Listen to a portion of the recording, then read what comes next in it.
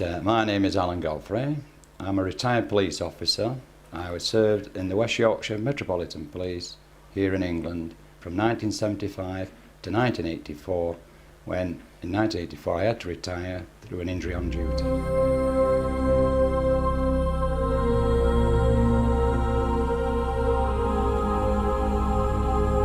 Well, the close encounter took place on the 28th of November of 1980. Myself and fellow officers, 6 in total, witnessed a UFO. 3 of the officers worked in Halifax in West Yorkshire. 2 of the officers was in a town called Littleborough, which is in Greater Manchester, and myself was in a town called Todmorden, again in West Yorkshire. The incidents took place at approximately between 5 AM and 5:15 AM on that morning. The 3 police officers in Halifax, who were called PC Howard Turnpenny, PC's John Porter, and policewoman Julie Baxter. John Porter was the dog handler, and they had gone up onto the moors above Halifax to search for some stolen motorcycles. Whilst they're up there on the moors, a front had come in, a weather front had come in, so the very low thick cloud. When they became aware, below the cloud level was a large blue pulsating ball. It was doing movements, strange movements, not one would expect from a helicopter or an aeroplane of that description. So much so, the movements became so erratic that the police lady, Julie Baxter, got very distressed and got back into the police car. The dog handler, John Porter's dog, started barking loudly at this object, and there was something he sensed, perhaps. The object then came down and what we call buzzed, swooped down and above, and then headed off towards Todmorden.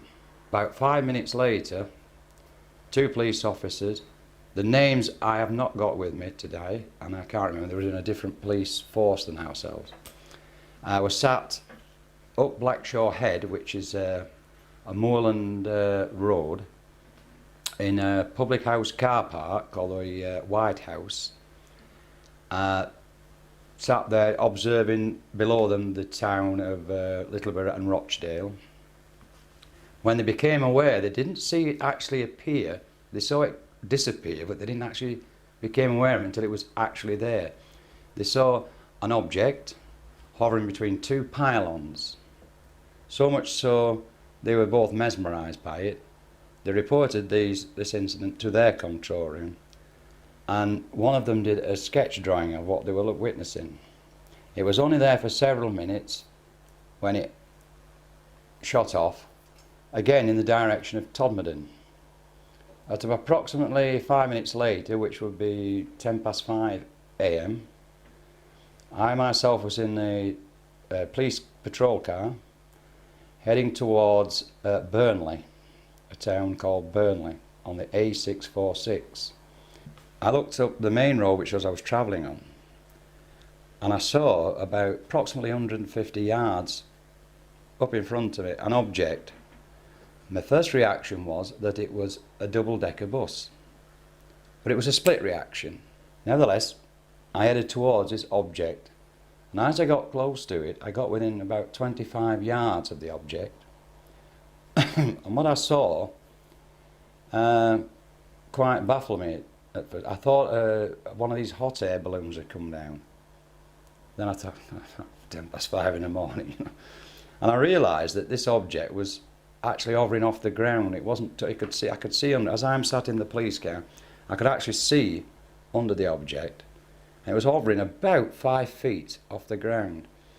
The span of it was taking much of the road up, so it was about 20 feet wide, because the road's pretty narrow just there. And over the top I could see the road lamps. So I'm estimating the height of the object was about 14 feet. And I'm sat about 25 yards looking at it. I put the blue lights on, headlights, hazard lights, anything you can think of. Because this was totally blocking the road. It was diamond in shape. It appeared to be in two halves joined together. The bottom half appeared to be rotating. The top half looked like it was stationary. And it also, I thought it had dark windows, panels, windows that went all the way around. That was my impression. But it could have been just dark panelling. But the first impression I had, there was a, you know, like a limo has a darkened windows. It just, that's the impression I got, but it could have been panelling.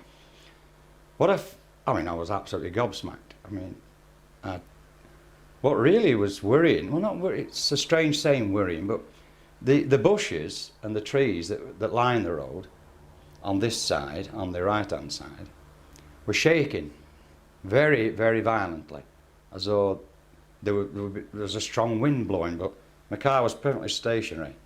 I didn't feel any vibrations in the car. I didn't hear any noise. It wasn't emitting any noise that I could hear.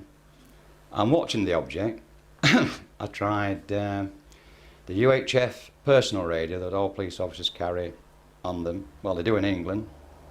And I tried the car radio, which is on VHF. VHF is a video in VHF. And none of the frequencies I could get through to our control room. And when I was deciding what to do about it, I thought I'll pick me, we carry a pad, a clipboard with all this documents, you know, to issue tickets and all this sort of stuff. And I decided to draw it.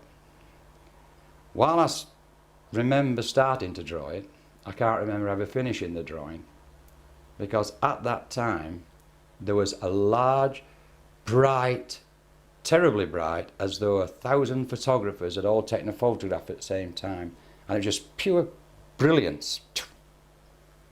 And you know that thing you get when you've had your photograph taken, you get that blackness. Well, when that blackness had gone, which only a matter of seconds, I was about 40, 50 yards further up the road, actually driving the police car. And if my memory serves me right, the blue light wasn't flashing, the hazard lights weren't flashing, and I didn't have my headlights on, although I was on dip. I turned the car around, I went back to where this object had been, because it had gone. And on the floor of the road surface, and it had been raining all night, I mentioned the weather front earlier on, but it had stopped perhaps an hour earlier.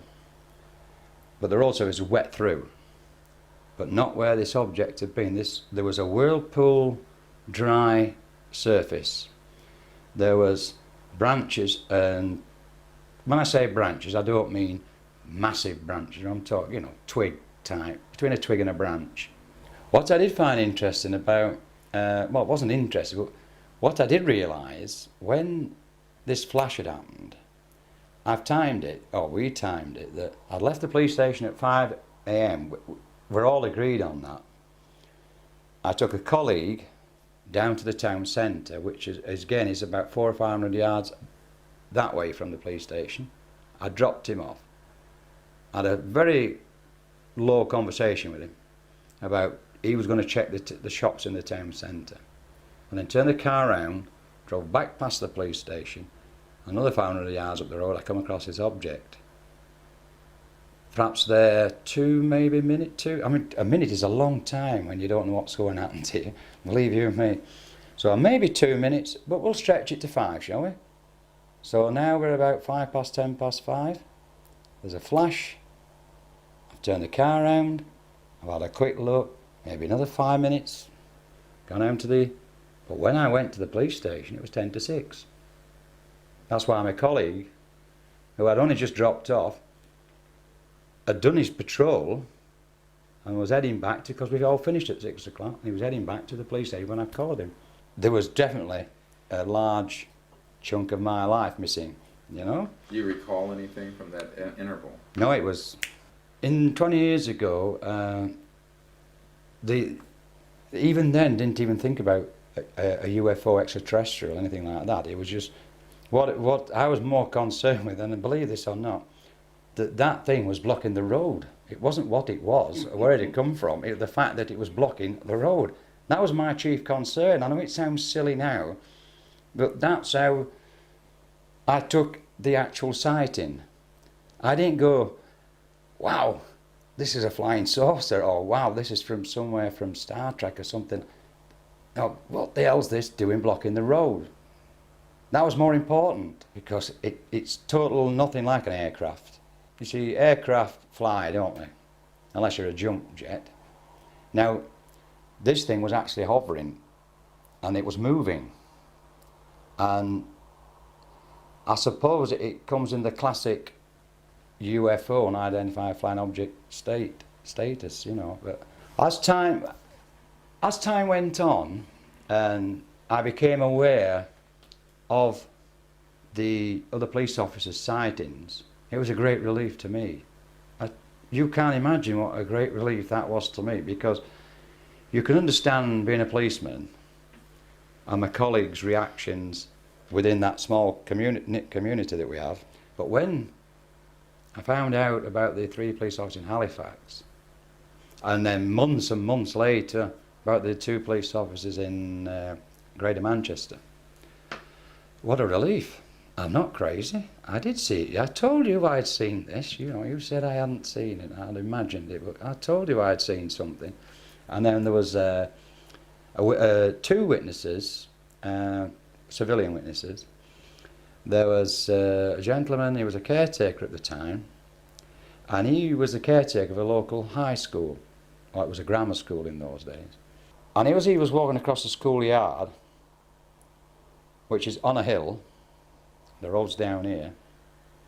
He saw an object come up, go to that side of the valley, move to that side of the valley, and did that all up the valley heading towards Burnley, which is what the direction I was travelling. There was a format, believe this or believe it not, and I didn't know this, there was a format actually in our police station how to report a UFO sighting to the Ministry of Defence. And you send it on teleprinters, as we had in those days. So my report, together with the 3 police officers in Halifax, because we're the same division, same police force, our reports went to the Ministry of Defence within 24 hours. Certainly 48 hours, but certainly when I came on duty that night, I had to do a statement. I presume the other police officers did theirs at the same time. I know they did do them, because I spoke to them, but, and I will say, but certainly within 24, 48 hours, the Ministry of Defence in London received that report. And I do know that nearly 15, 18 years after the event, they deny ever receiving that report. Because a journalist who was writing a book, quite rightly wrote to the Ministry of Defence and asked if it would be possible to view the report of these police officers. It's been in the media, so it's not top secret. And the letter came back. He's published that letter in this book. I couldn't say the name of the book, Without Consent or something like it's called. And there, lo and behold, is the letter from the Ministry of Defence to this gentleman, saying, although they've heard of Alan Godfrey's encounter and the police officer from West Yorkshire, blah, blah, blah, blah, we have no record of it. I was absolutely amazed at what happened after that. My life just turned upside down in an instant. From being a happy-go-lucky chap, within a space of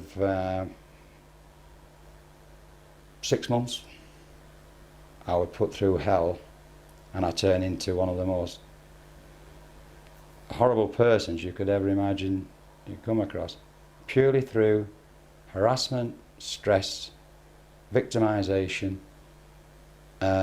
you name it, I had it. It started very subtle, and it was things that more of an irritant than an annoyance, but it built up. And I can tell you, probably the best way of saying is to tell you 4 major things, but for every one major thing there was 20 minor things. I suddenly arrived at my place of work, and I was told I was being transferred 20, 30 miles away, 50 miles away, Wakefield. I was settled in my home, I was married, had 3 children, and the middle one had just been in hospital for about 12, 16 weeks with Perth disease of his hip, and he was still in a wheelchair, and he would have been in, he's not now, but he was in a wheelchair at that time. My wife had just had his 3rd child, and I didn't want to go. I mean, there was no need. The second incident, I arrived back off holiday, and I found that I had been moved. That's from 9 o'clock that day, not to Wakefield, but to Halifax, which I could get to and still live in the same house, but it was very, very inconvenient. The fact was I hadn't got a car for a start off, and the shift pattern we work in the police would make it totally, virtually impossible to get there for parade duty at 5:45 in the morning. The first bus that left Todmorden wouldn't get you there for 5:45 in the morning, do you follow me? So I had to go, and I went. And instantly arriving at Halifax, I was taken out of the public domain. I was told I wasn't to mix with the public. I was in civvies, my colleagues in uniform. We arrived at Stanley Royd Hospital, and lo and behold, it isn't a general hospital at all, it's a psychiatric hospital. At this time I became very, very concerned. So much so that I said to my colleague, whatever you do, don't leave me here. Don't, if I have to go to be interviewed, you come in with me. And he was absolutely wonderful, because he was fully aware, with being an ex-colleague from the previous police station, what had been going on, all these other things that are too long to tell you about. So anyway, I went into this examination room, consultation room, call it what you like. 2 psychiatrists sat in front, and a lady sat over here taking notes. And they started off with the usual about your childhood and things like that. I won't go into all that, it'd take too long, but basically it soon became apparent to myself and my colleague that, well, especially when they came up with, we understand you hallucinate. I said, pardon? We understand that you a lot of hallucinations, and you've been seeing little green men and flying saucers. Well, I just hit the roof, and my colleague just, whoa, whoa, whoa, he says, whoa, whoa, whoa, whoa. Let me tell you something. I've seen one, and so have a lot of Alan's colleagues in Todmorden. And he named some, and he just sat there with the jaws down, What? And I said, what's all this about? This has gone on for an hour now. What's all this about? I thought I'd come here for a physical medical examination on this, and I told him what the injury was, because it was down in these regions. I said, no, I'm not injured up here. I said, this incident that happened 2 years ago, nearly. 2 years ago, I told him the story then, very quickly. I said, it happened 2 years ago. I was working yesterday. I've got my own office in the cells. What's all? You're working? I said, of course I'm working. I might be in civ, it's my day off. Well, we was told to check out your psychiatric stability, because they feel that you're not quite, whoa. I said, well, let me tell, I just leant across to that. I said, let me tell you something. When you are going home tonight, and you're in your car, and if you come across an object like I come across, what you going to do about it then? I suppose you're going to ring the police up. I said, well, I was the policeman, and there's nobody I could back up, and when I wanted to back up, this is what's happening. And she knew I'd been transferred. And she says, Alan, what's all this about? What's that? About you being barred from police station. Pardon? She said, they're talking about it now. So I called them over, or I wandered over to them, and I knew him because I'd worked with him for years. And I said, whoa, what's happened? They thought I knew. And I said, no, what's that gone on? And he said, well, this afternoon, between the 6:2 shift finishing and the 2:10 shift starting, he got all the officers on parade together, the two shifts together. And the order was going to be read out at the night parade as well. And the order was that PC Alan Godfrey had been barred from entering Todmorden police station. He's not to be allowed in unless it's on official duty, and when he is in here, he's to be escorted everywhere he goes. And when they was asked why, what for, does he know? Because it could be rather embarrassing for if Alan came in and he doesn't know about it. It'd be embarrassing for him, it'd be embarrassing for us. So why? Because things have been going missing, i.e. stolen. Now, I hadn't been in Todmorden police station since being transferred, bar once, when I had to go back on a court case I was involved in. I was livid. So much so, the following day, I demanded to see our divisional head. And I asked him if he knew about it. And he said, not officially, no. Now, this is the head of our division. Hasn't been officially told that I've been barred from a police station, although he had heard it on the golf course the previous day. I said, let me get this straight. Because you can imagine by this time, I got really, really pissed off with what was going on. I said, did you tell me this straight? Are you being serious with me that you, as head of this division, was totally unaware that one of your officers has been barred from one of your police stations by one of your underlings, and you don't know about it other than you heard it on the golf course yesterday? I said, who runs this division, you? And I mentioned the inspector's name and the sergeant's name who'd addressed the parade, you know. Straightforward enough question, isn't it? Who runs your division, you or these two? Well, I do. I said, well, but you don't know I've been barred. Well, who's give them authority? And this went on. So I threatened then, solicitor, issue writ. I'm now giving you notice that I'm fighting back, that the worm has turned. I've done everything you've asked me to do. I haven't spoken to the press about the UFOs, you know, the document I had to sign. I haven't spoken about Zygmunt Adamski. I haven't spoken to anybody. And yet you are persistently giving me grief. You've tried to have me certified. Oh, and he's backing back in. I said, well, the worm's now turned. Solicitor, later on today, down to Manchester, Queen's Court at Manchester, we'll have you in court. Chief, them two, defamation of character. I'll get the Federation to back us up. But me and the sergeant went down to my locker. And as I put the key in, the lock mechanism at the back dropped on the floor. And when we opened it up, where my hat had been, my flat cap had been, was contraband stuff that shouldn't have been in the police station, never mind in my locker. Now, I can only presume that's what it was because I didn't test it. My first reaction was to get rid of it, which I duly did. Hindsight, did I do right? I don't know, but it was going out of my locker, and it went out my locker and it went down the toilet and down the cells. Shaking, fear, as there isn't a word can describe how I felt. I can believe you me.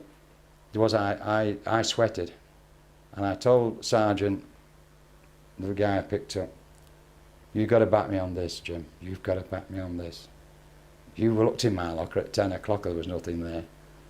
And said, I didn't even know anybody had been asking where it was.